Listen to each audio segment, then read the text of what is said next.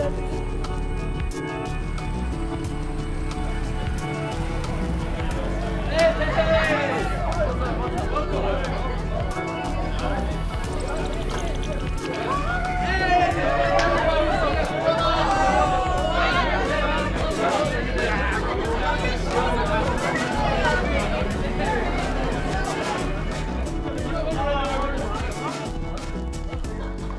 thank you guys for coming here. How we're going to organize this discussion session is whoever has this in front of them gets to pick the question and start off the discussion. After the question has been answered, you now be a good friend and pass it on to your next neighbor. They pick the next question. Everybody has their turn to talk. Pass it on and pass it on and pass it on. No shyness. So, okay, let's start. What is your name? My name is Tino Petra Emer Ndidi Jerry. Tino is okay, or Andy is just wonderful. My name is Samuel Daniel Labsky. No, you can't, don't worry about that. And the second name is Sammy Obama. You can remember that. Yeah. Cool. My name is Alice Sue, and my birth name is May Yuli. What challenges did you face growing up in Australia? I went to a language school on like a Sunday, and I was learning Mandarin, but I spoke Cantonese at home, and everyone else spoke Mandarin like at home, so everyone was really, really good at Mandarin, and I was like really bad, like really bad. So I sort of felt like, you know, when I was at school, when I was in Australia, I didn't feel Australian because everyone was like, well, no, you're Asian, or no, you're Chinese, you're not Australian. You don't belong here. Go back to where you came from. Like really awful things which no one should ever experience. But when I went and visited home in China, my Mandarin wasn't very good and my Cantonese wasn't great either. So I didn't really feel a sense of belonging. And that's a really challenging thing when you're growing up as a teenager here. Like I think a huge part of growing up is about getting that sense of identity and self-awareness. Speaking fluently and reading English, so everybody thought, oh, could you read that? What does it say? And you're wondering, what are you on about? You know? I'm educated. You know? I'm not that dumb. But that's the way I felt, and that's how I was treated, and that kind of created some sort of disbelief in myself. Also being here, I guess I found it's really hard and isolating sometimes, trying to find a group that I can actually identify with at school.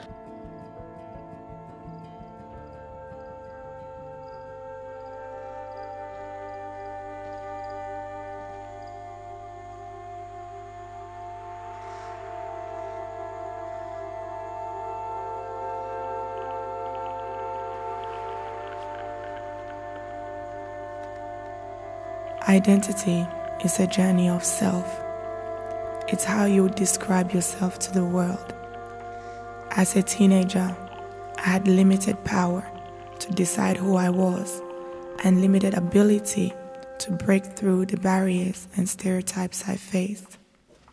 But my journey of self has been influenced by the wonderful people I met along the way and the faith I developed in Christ. Your story may not quite be like mine, but I now know that our stories are not as dissimilar as we may think. You know how my name is the boss, eh? I come out.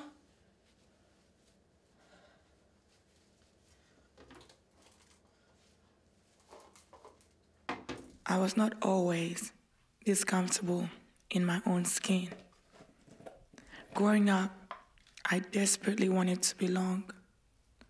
So I hid myself behind the wigs I wore, the accent I put on, and the native language I lost, all in the hope of fitting in.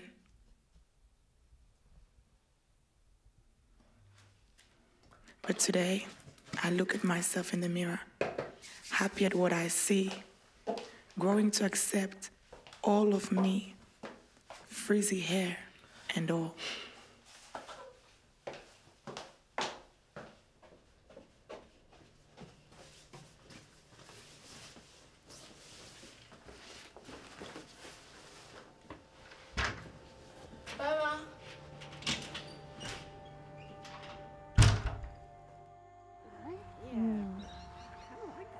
like a baby with a mustache.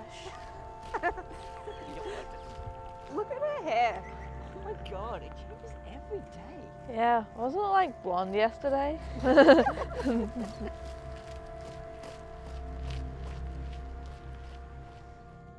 When I went to primary school, it was quite a diverse primary school, and so I was able to make a lot of friends and get a sense of belonging.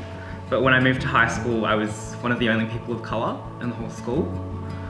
So that brought with it some really big challenges, to feel like you're alone, because you are literally the only person of colour and no one else can really understand your experience.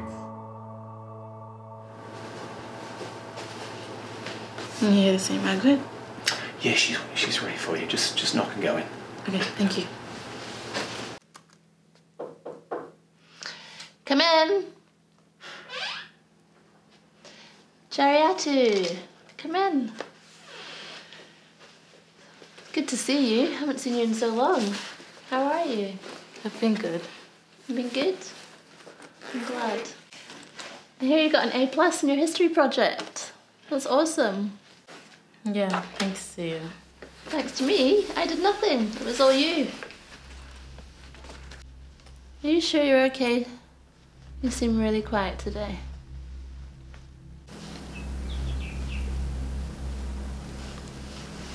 Margaret?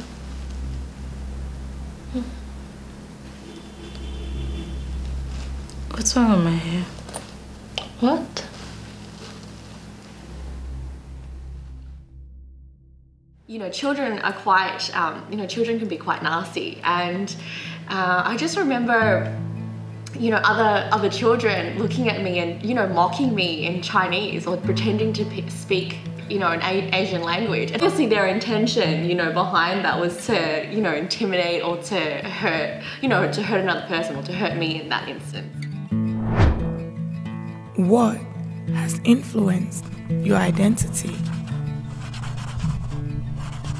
Talking about a journey to identity, I think particularly when we're young, we're trying to latch onto something. Oftentimes, like I said, I was on the streets for a bit. I definitely tried to latch onto the Westie Wog kind of group, that stereotype. That's where I tried to identify with it. Even though it's a stereotype, I actually did, because it was something I could be certain about my identity at least. I could be like, all right, I'm a wog. What's a wog? These characteristics? Sweet, that's me. Yeah. I put the hair back, I wore the suit, it was great.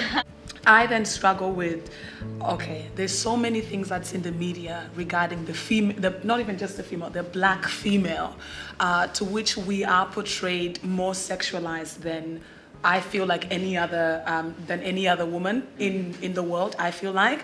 And so then you have that where I go somewhere, I'm not loud, I'm not obnoxious, but I can't be, in the right environment. I can be ghetto at sometimes, but I can be real smart at sometimes, That's why I got glasses.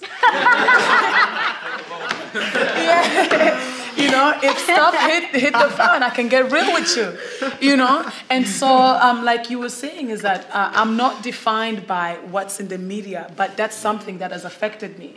So then starting to unlearn what has been taught to me by having an example of what I want to become. Defining myself has been a beautiful process of really getting that I can really be anything, and I think that's when I've realized, like as much as I am my mum and dad, my mum's from Vietnam and my dad's from China, I'm not defined by my mum and dad being Chinese, Vietnamese, and whatever those stereotypes are. We are all human, beautifully and uniquely different. I have come to discover that I am more than what the naked eye can see. I am more than just where I was born or how I started in life, and certainly more than any stereotype I have faced or will face. Because identity is not just about who you are physically, but rather it is who you choose to be.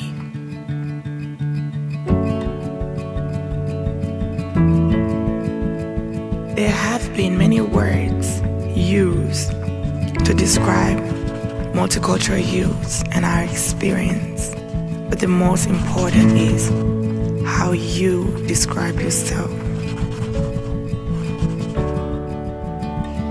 I think I am a fantastic, fabulous human being. I am human, I am me. أنا زول، أنا إنسان يا زول. من یک انسان هستم، من خودم هستم. I'm human. I am me. Tôi là con người, tôi là tôi. Ana bedo dano, abedo an. I am human and I am me. I am me. Lapradis, laprados. I am human.